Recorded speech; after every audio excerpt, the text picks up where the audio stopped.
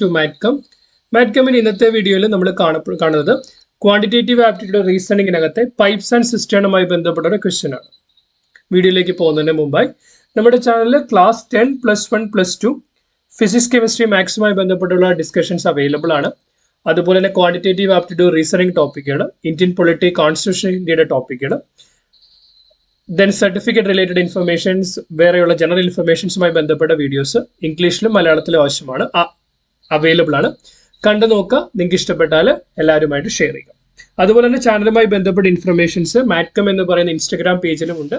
ആ ചാനലിലെ പേജിന്റെ ലിങ്ക് ഡിസ്ക്രിപ്ഷൻ ബോക്സിൽ കൊടുക്കാം, അതുകൂടി ഫോളോ ചെയ്യുക.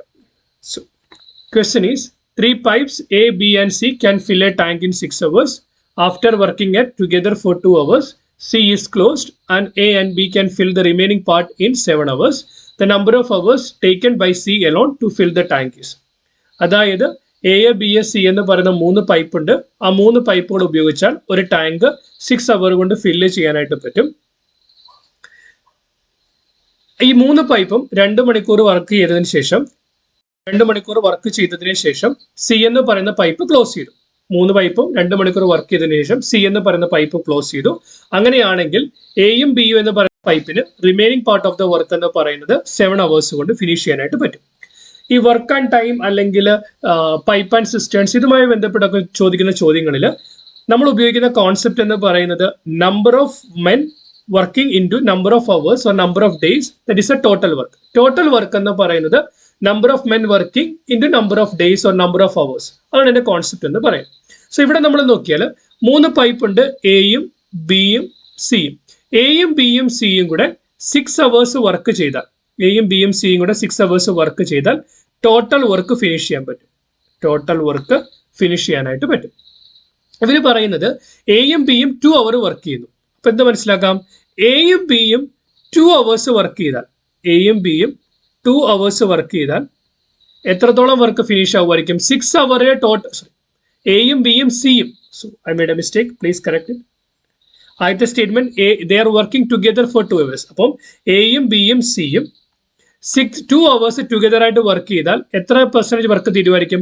6 hour കൊണ്ട് ടോട്ടൽ വർക്ക് തീരുമെങ്കിൽ 2 hours 1/3 ഓഫ് ദ വർക്ക് തീരും. സോ എയും ബിയും സിയും 2 hours വർക്ക് ചെയ്താൽ 1/3 of the total work. Total വർക്കിന്റെ 1/3 ഫിനിഷ് ചെയ്യാനായിട്ട് പറ്റും. കറക്റ്റ്. പിന്നെ പറഞ്ഞിരിക്കുന്നത് എയും ബിയും remaining part of the work 7 hours തീർക്കും.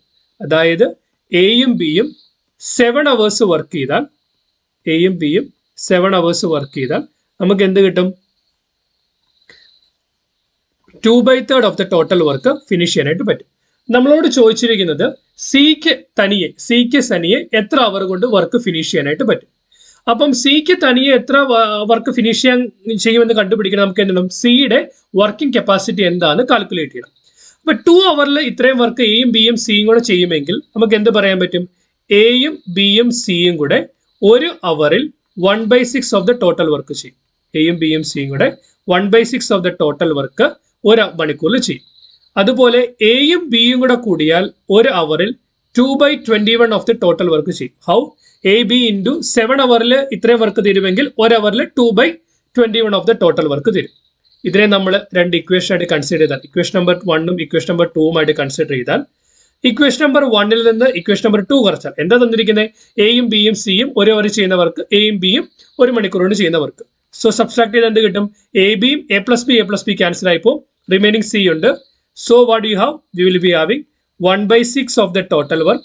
ടോട്ടൽ വർക്കിന്റെ 1/6 minus 2/21 of the total work. 2/21 of the total work. So നമുക്ക് എന്തെടുക്കാൻ പറ്റും? 1/6 minus 2/21 of the total work. So ഇത് ക്രോസ് മൾട്ടിപ്ലൈ ചെയ്താൽ എന്ത് കിട്ടും? അല്ല, ഇതിനെ നമ്മൾ സിംപ്ലിഫൈ ചെയ്യുവാണെങ്കിൽ it will be 1/6 minus 2/21 of the total work. ഇപ്പൊ എന്ത് വരും? 21 minus 12 divided by 21 into 6. 21 minus 12 is 9 divided by 21 into 6. On cancellation with the 3, you will get 2 here. Sorry, you will get 3 here. You will get 2 here. ഈ 3യും 21 കൂടെ cancel ചെയ്താൽ you will get 7 here. So you will get 1/40. അതായത് C എന്ന് പറയുന്നത് 1 hour, C എന്ന് പറയുന്നത് 1 hour 1/14 of the total work ചെയ്യും. മനസ്സിലായി? സി എന്ന് പറയുന്നത് 1 hour 1/14 of the total work. Total വർക്കിന്റെ 1/14 ചെയ്യും. അങ്ങനെയാണ് എങ്കിൽ സിക്ക് മുഴുവൻ വർക്ക് തീരാൻ എത്ര സമയം വേണ്ടി വരും? 14 hours. So the number of hours required for C alone to finish the work will be equal to 14 hours. Explanation clear ആണെന്ന് വിശ്വസിക്കുന്നു. നിങ്ങൾക്ക് എന്തെങ്കിലും ക്ലാരിറ്റി ആവശ്യമുണ്ടെങ്കിൽ കമന്റ് സെക്ഷനിൽ ചോദിക്കുക. ക്ലാസ്സുമായി ബന്ധപ്പെട്ട ഫീഡ്ബാക്കും കമന്റ് സെക്ഷനിൽ പറയുക. ഏതെങ്കിലും ഒരു പർട്ടിക്കുലർ ടോപ്പിക്കിലെ പർട്ടിക്കുലർ ക്വസ്റ്റിന് ഡിസ്കഷൻ ആവശ്യമാണെങ്കിൽ അതും കമന്റ് സെക്ഷനിൽ പിൻ ചെയ്യുക. As a token of gratitude, please like to this particular video, share with your friends. Keep watching, keep learning. Thanks for watching. Bye.